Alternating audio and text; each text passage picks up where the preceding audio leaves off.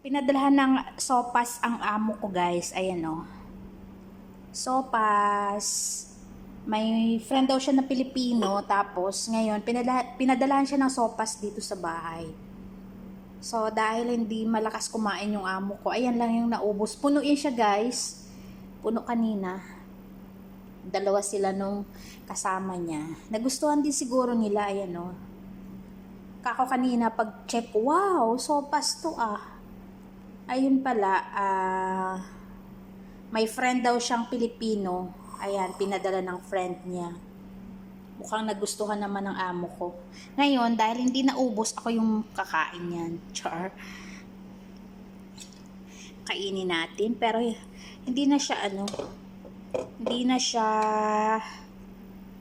tawag dyan, mainit. Okay lang.